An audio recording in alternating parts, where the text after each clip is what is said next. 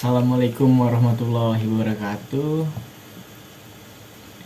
Ya, balik lagi bersama saya Erlangga Firmansyah dengan NIM 20101145049. Nah, jadi pada ketemuan kali ini, pertemuan selanjutnya, kita akan melanjutkan sebuah pembahasan dari pertemuan yang sebelumnya ya, tentang studi kasus. Kalau pertemuan sebelumnya kita membahas tentang metode perancangan sistemnya, dan selanjutnya kita akan membahas tentang pengelolaan tim dari sebuah pengembangan perangkat lunak ini. Nah, langsung saja yaitu kita beri penjelasan. Pengelolaan tim merupakan proses yang dilakukan oleh tim yang berskala besar, di mana tim tersebut terlibat dalam rekayasa perangkat lunak yang besar dan sangat kompleks serta membutuhkan waktu hingga dalam hitungan tahun. Nah, karena nggak semua perangkat lunak berskala besar, maka digunakan istilah tim software proses. Nah, pengelolaan tim ini didefinisikan sebagai kerangka kerja yang harus dilakukan oleh tim yang membuat rekayasa perangkat lunak. Nah, dalam pengelolaan tim ada 7 prinsip nih biasanya untuk mengambil keputusan dalam suatu proses. Nah, yang pertama itu menyediakan kerangka kerja sederhana yang berdasarkan personal software proses. Yang kedua, membagi produk menjadi beberapa rangkaian kejadian. Dan yang ketiga, menetapkan nilai standar untuk kualitas dan pembuatan produk. Yang kelima, menerapkan peranan masing-masing anggota dan menyiapkan tim evaluasi. Dan selanjutnya, yang keenam itu membutuhkan disiplin. Dan yang ketujuh, harus mempunyai pedoman pada sebuah tim untuk menyelesaikan suatu masalah yang akan dihadapi. Nah, apa sih ketika kita membuat sebuah perangkat lunak itu harus ada langkah-langkah yang terstruktur semaksimal mungkin, sehingga apabila nih masih terjadi kegagalan, maka penyebabnya bukan masalah teknis, tetapi masalah berasal dari individunya.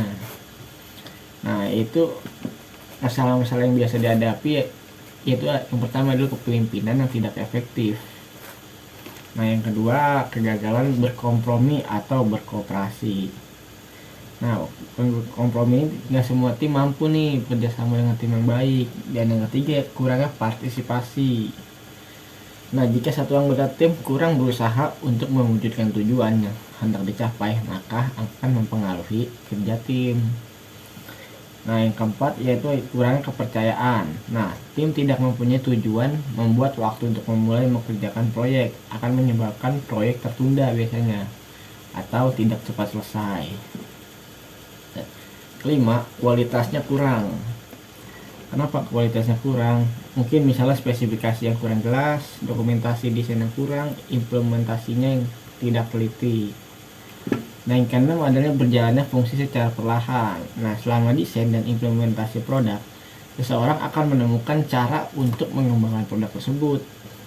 Nah, modifikasi yang dilakukan dengan sungguh-sungguh ini sulit untuk diawasi karena para rekayasa tersebut melakukan modifikasi pada produk dengan berdasarkan rasa ingin memperoleh hasil akhir yang benar-benar bagus. Karena tidak ada perbedaan biasanya antara fungsi yang diharapkan dan fungsi tambahan yang diberikan. Nah, selanjutnya kita akan membahas tentang menyusun strategi. Apa sih menyusun strategi itu? Nah, dalam mencapai tujuan yang sudah ditetapkan, pengembang harus mempunyai strategi yang digunakan untuk menyelesaikan suatu masalah. Nah, menyusun strategi adalah mendefinisikan kriteria strategi, membuat strategi alternatif, mengetahui keuntungan dan resiko strategi alternatif, dan membuat keputusan yang strategis. Nah, selanjutnya itu ada tentang desain pada tim nih. Biasanya dalam tim itu ada prinsip desain juga tuh. Yang pertama ada prinsip-prinsip desain. Yang desain pada tim ini ada standarisasi desain juga. Nah, selanjutnya ada implementasi.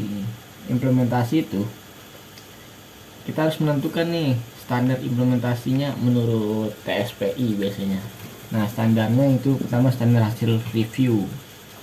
Standar ini tidak perlu sempurna pada awalnya. Cukup standar dasar yang dapat dikembangkan setelah digunakan untuk mengerjakan produk. Nah, selanjutnya ada penamaan, interface, dan standar pesan. Selanjutnya ada standar coding. Nah, biasanya ini coding ini sangat membutuhkan konsistensi dari tim, sehingga perlu dibuatkan standarnya. Biasanya standar coding ini mungkin ada penamaan yang sama dan mudah mengerti oleh programmer lain kan. Nah, selanjutnya ada standar ukuran. Standar tipe kerusakan dapat digunakan. Kemudian menambahkan uji coba terhadap material untuk mengetahui kerusakan yang terjadi pada produk. Dan yang kelima itu ada namanya analisa resiko. Analisa resiko ini biasanya karena pengembang ini sudah menghadapi situasi pada saat prosesnya seperti lebihnya anggaran yang telah dikeluarkan. Maka dari itu sangat diperlukan untuk melakukan identifikasi agar mengurangi dan mencegah risiko terhadap pengembangan perangkat lunak. Baik, itu saja yang bisa saya sampaikan. Lebihnya mohon maaf. Wassalamualaikum warahmatullahi wabarakatuh.